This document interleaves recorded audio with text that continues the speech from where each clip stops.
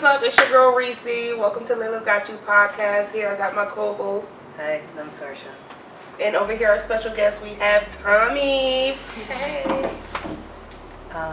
Okay, so why don't you tell us a little bit about yourself?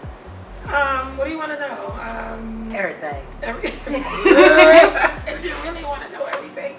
Well, I'm Tommi Billingsley. I'm a women's empowerment life coach. Women and youth, I should say. I have and own the Fearless Queens, which is my company. It's a women's empowerment network where we focus on all things personal development, self-development, and professional development and business mentorship. I'm doing all the things when it comes to uplifting and inspiring my sisters like yourselves to just be tapping into the power that you have within and just becoming the best version of yourselves. You know, we do it afraid around these parts, so that's just what it is. And so, like, how did you come to realize, like, this is what you want to do? So really it started from, it wasn't like,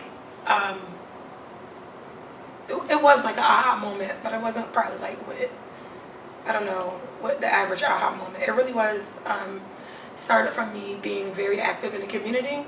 I've always been someone that believed that I needed to be the change that I needed to see.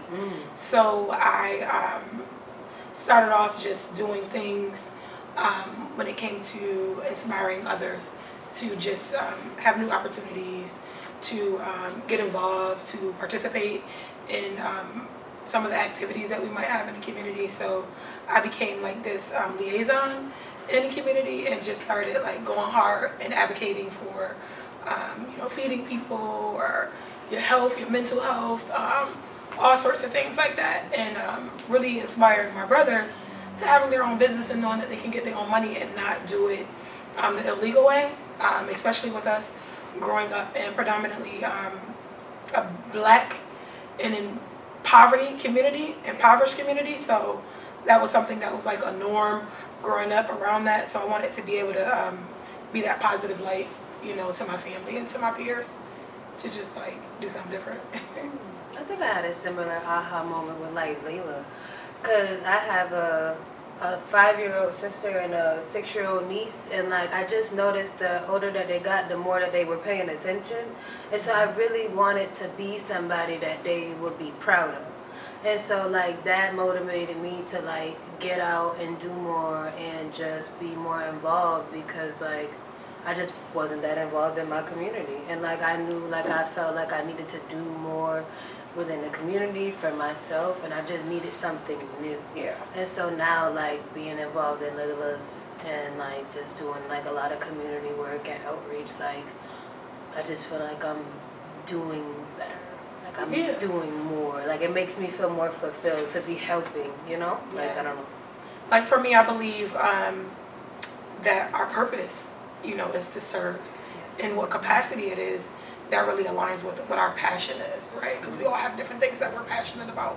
But ultimately, we're serving. All of us, that's what we do naturally. So we're always going to feel fulfilled when you're doing that. So, I started off just like doing my thing, with the community work. And then I realized that so many people would be like coming to me, especially my sisters, that would be like, oh, Tommi, you're just so confident, like you're just, you know what I mean, like you're out here, you're doing these things, like how do you start doing that? So it made me realize like, wow, like so many of my peers were struggling with loving themselves. So I was like, oh wow, I had a solution, right? Because I had been doing that for myself.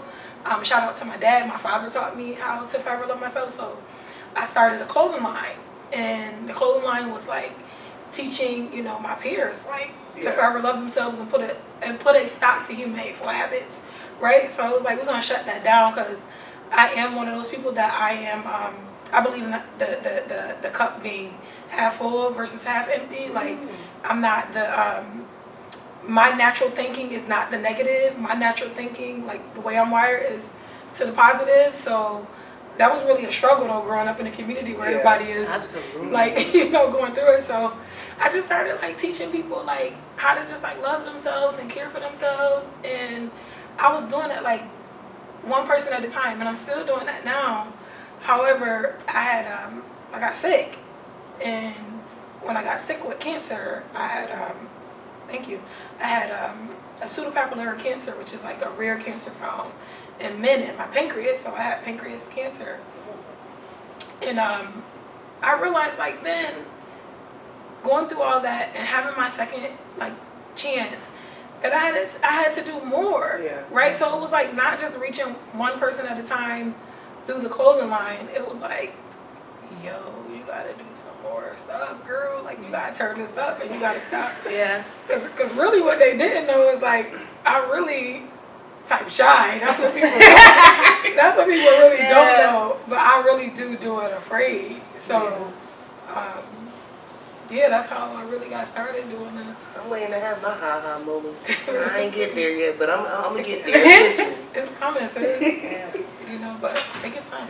And so you seem like a very resilient woman. Like nothing is gonna get in front of what you have like your eyes set on.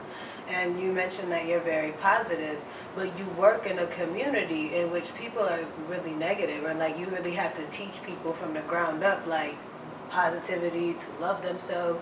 And do you ever feel like drained from that, or do you ever like get tired of that feeling? Yeah, of course. I'm human. You know, things can always be very discouraging. You know, however, I'm a believer in Jesus Christ as my Lord and Savior, and so I have faith, and I tap in to the power within me. Right? You say made in the image, so I get into the Word, and that's just what really keeps me fueled. Like, I stay in the Word, I live in the Word. Like, we are truly the living Word. So when we talk about positivity, it's not just like being positive. It's about really like living it and really believing it. And the way that we do that is based off of consistency, right? It's based off of what we allow ourselves to continuously be influenced by, right? So I come out into the community and I jab, and then I go back into my sacred space, right? Which is with myself and my family and my loved ones, and I do the rain dance. The rain dance? Yeah, it's my rain dance. You know, what's the way you gonna hallelujah. I shout. I shout. I pray. I stretch out. I stretch. I journal. You know, I love on myself. I take nice hot baths, and you know, I listen to amazing podcasts like you ladies are doing that keep me, you know, focused. Because and not to go, you know, too deep with it, but you know the saying in the neighborhood, like, what you eat don't make me shit. Right? I never heard that before. I never heard for that. real? Well, that's like a saying in the neighborhood. Excuse my language, but I believe no, what you eat don't make me shit, but what I eat do. Right? So I have to be very intentional on what I allow myself to eat. You feel me? That's a nice saying, though. Yeah. I never heard something like that. That trip me up. I had to think about it. I didn't get it I'm sorry. But no, you got to be intentional. Like, what are you eating? What are you allowing to nourish you? What are you listening to? Yeah. Right? What are you listening to? What are you allowing yourself to hear? You know what I mean? What are the people that you're hanging around? That's your food. That's true. That's what nurtures you. She got a point. Do you know what I'm saying? That's valid. So I would be like, that's why I say I jab, and I step out the way. I move around. I don't, you know, look for other people to like move away or think that I can just change the world, even though I really want to. But it just don't work like that, though, you know. So I just be like, I get around good people that's gonna influence me to stay. Yeah, always be around positive people. For real. Yeah. I read the books. I do all the things, y'all. I do. I read the books. I drink my water. I mind my business. Hallelujah. I be teaching my kids that every day, 5 days a week, from 8:30 in the morning till 4 p.m. to mind your business. That's all. You mind your business, you be good. Oh, because once you get into somebody's business, that was your business. Yes, and now you all. And then you got the stress. Like, so now do you get what they eat don't make you shit. I get it. Now you start eating their shit. Yes. So now you sick. Yeah. Now you part. sick off of somebody else's stuff. So you gotta Yes. be, I'm like, I gotta keep it clean. I gotta keep it cool. I can't be don't do it. No, for real. Like, I tell my kids, well, first of all, I lie to my kids because they think that I'm like 20 something, which I am.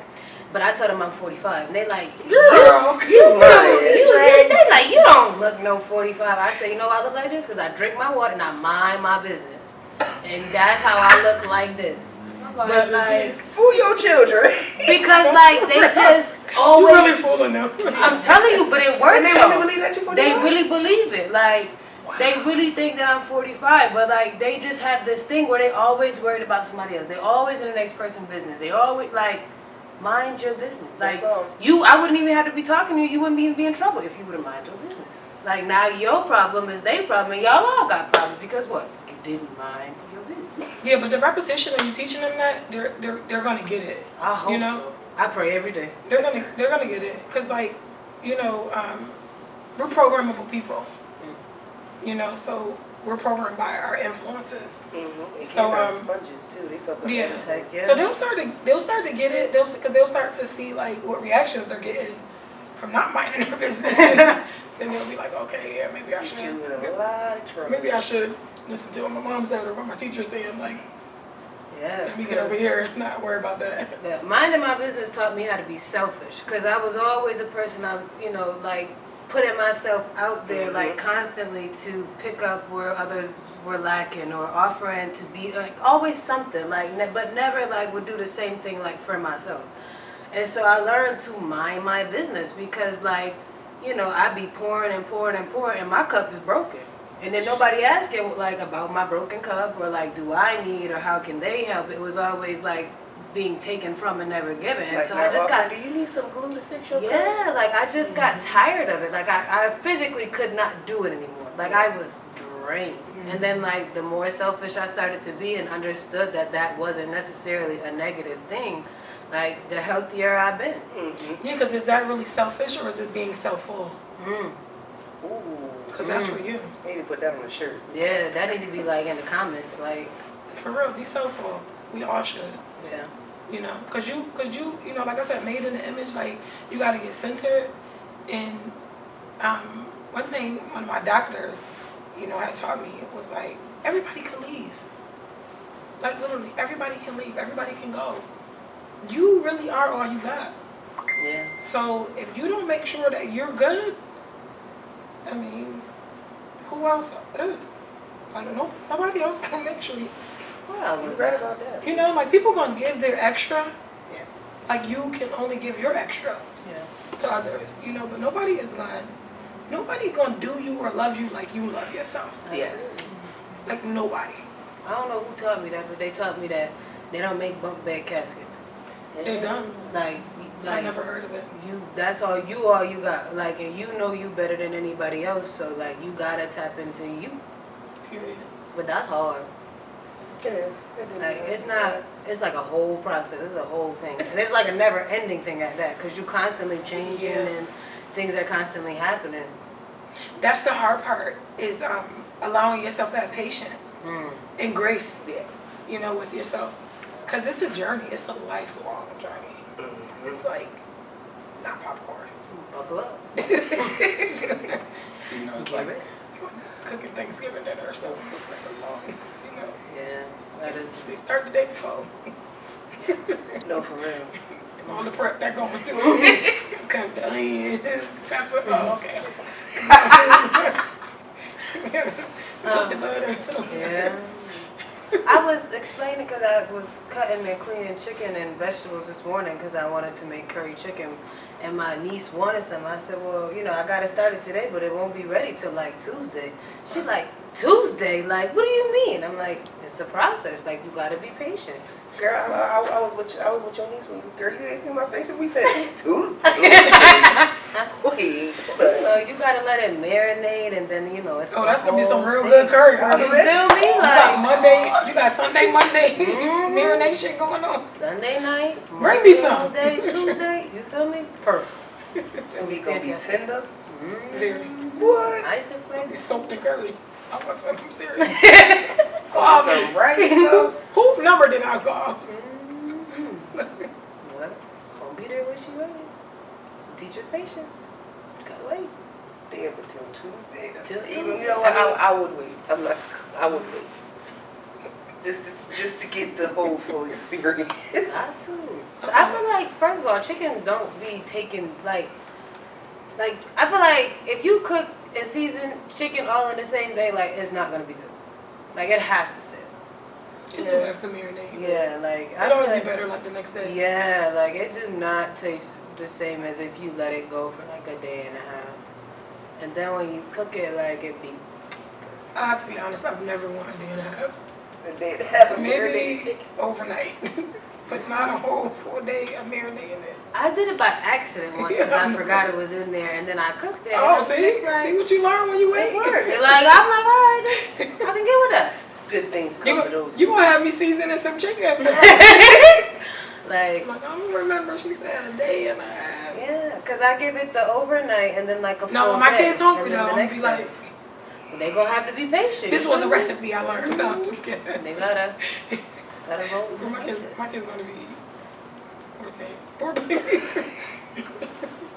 They ain't hungry, they want chips. Oh no, not the chips. So does Fearless Queens have anything like any events or any like up and coming projects that they're working on? Or you're working on? So we don't have no up and coming events or anything like that coming on, but I host over the years, tons of brunches and networking events, opportunities for, inspiring entrepreneurs, but then also opportunities for career-driven, ambitious young women like yourselves to get in a room and get connected to, I like to say the mature ladies in our community, that are doing things so we can get that mentorship because it's really important for us to have that. But something that I'm working on right now is my focus really is working on a project with some younger women, 13 to 18. So I got some things going on there that's coming up, but no new events. 2024, there'll be some stuff in the works happening. But 2023, I'm just kind of Is 13 to 18? Is that the age range you normally serve? So I serve from 13 to 55. Oh wow. I like that range. That's a nice age range. So I have a women's empowerment network, so it's really it is a wide range because like I was saying, like the more mature women, being able to bring them in the room to be connected to you all, right? Women like your ages, my age as well. So we can have that mentorship, gain those new resources, things like that. But then the younger ladies, I work with them inside of the schools and inside of like community centers and detention centers. So, yeah. So what was your best experiences working with the younger kids? My best experience is they eat it up. Like young ladies want to be confident. Yeah. Like they want to learn about themselves. They want to be in safe spaces where they can talk about those awkward feelings that they be having in those conversations that we all have in our head, but we don't know that we be in our head and other people that's right next to us be in their head too, because we don't really be talking about what's in our head because you think that you weird.